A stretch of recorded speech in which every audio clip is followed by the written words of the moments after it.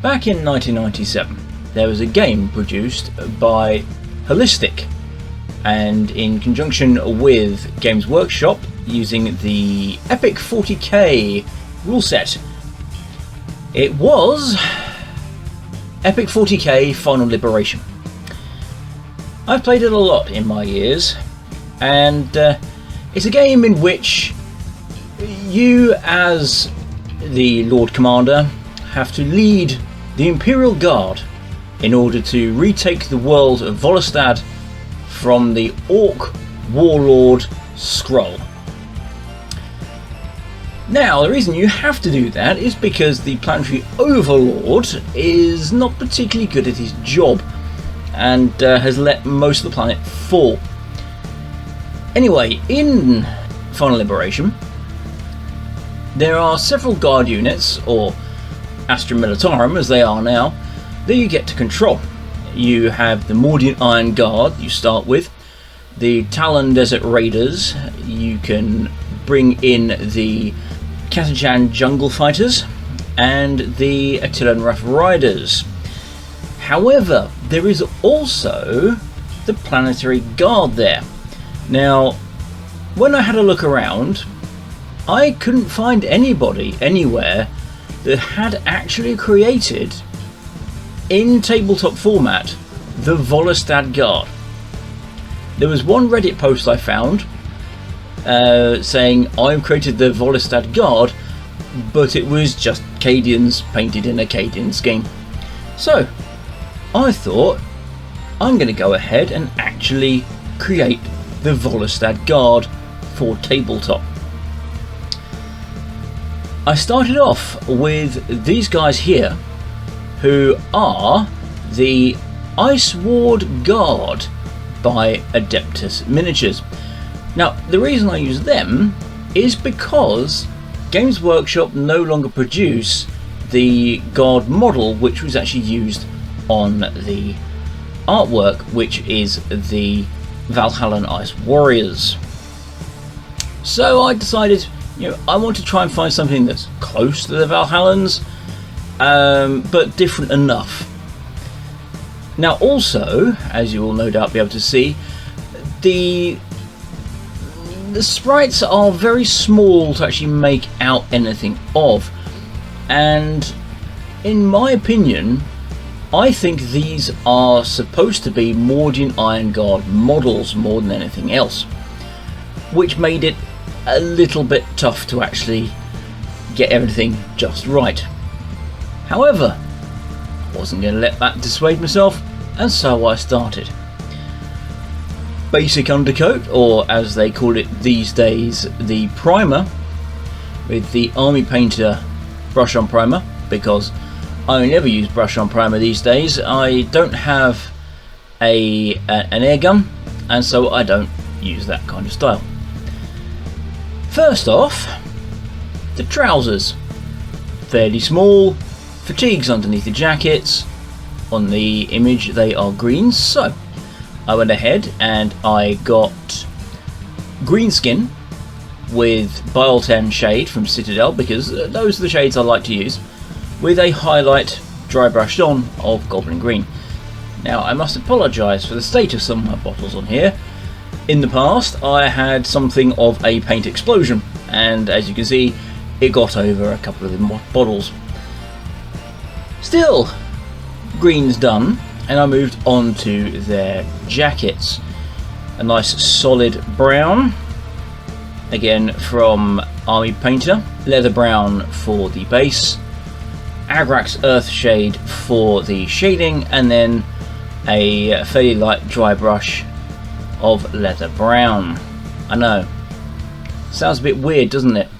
That's because it was a different shade of leather brown prior to the Warpaints Fanatic recreation. That would be a couple of shades higher on the brown than what currently is available. But it was an old paint, so I used it. That done, I went on to the flesh tone, which was very simple compared to the rest of them. It was just the tanned flesh with a shading of Reichland flesh shade. Now, I didn't do any highlighting for the flesh tone because basically it was just the faces, and a lot of them didn't really have that much of face available, so I just left it at that and said, no, it's good enough, you know. Next up were the greys. So the grey shoulder pads. That used orc grey with a wash of Nuln oil and an ash grey line highlight. Prefer to do the line highlight on the pads rather than a dry brush, because a dry brush would probably have gone over and hit the leather jackets. In addition to that though, I did also do the guns. Them grey as well, with a wash over of Coelia green shade with light grey highlighting for the various bolts and things on the guns themselves. Again, not much of a highlight on that one, I just left it as it was because it looked, again, good enough. From there it was on to the straps and pouches.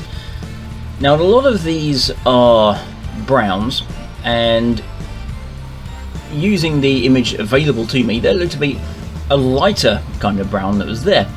So I had a look around and I got burnt turf with a seraphim sepia wash and then a highlight of barren dune in order to get the much lighter brown colour out.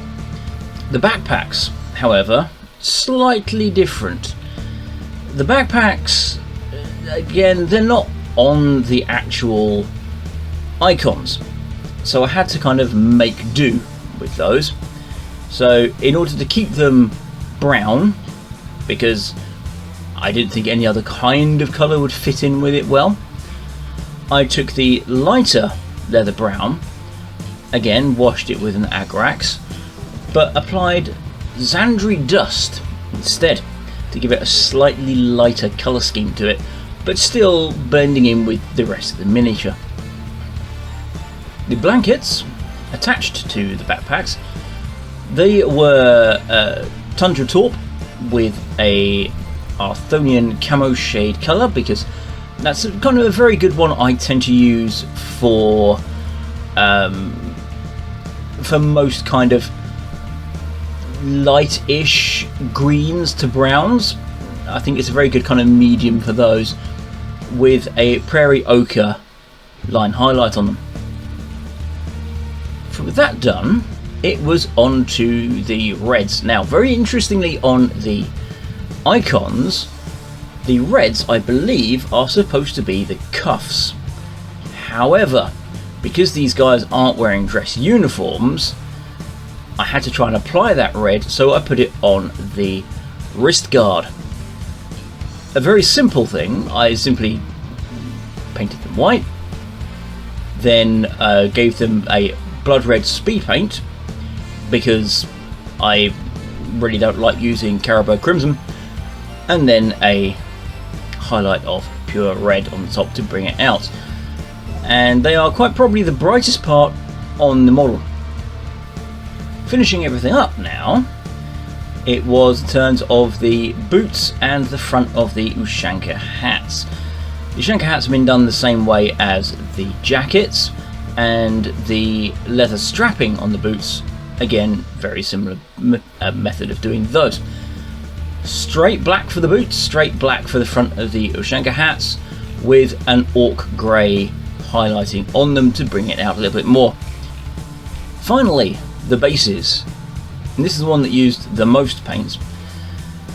I gave it a death metal base, so a nice dark metallic colour with a dry rust heavy dry brush over it, so that I got a lot of the corners but still not too much in there. Gave that a non-oil wash, then a gunmetal dry brush highlight, followed by a mithril line highlight on there, so that the dry rust ended up in just a few of the corners. One guy I put a yellow stripe on, because the base I had used made it look like it was roughly down the middle of a road. The bases I got from Wargames Atlantic, part of their plastic range. So there you have it.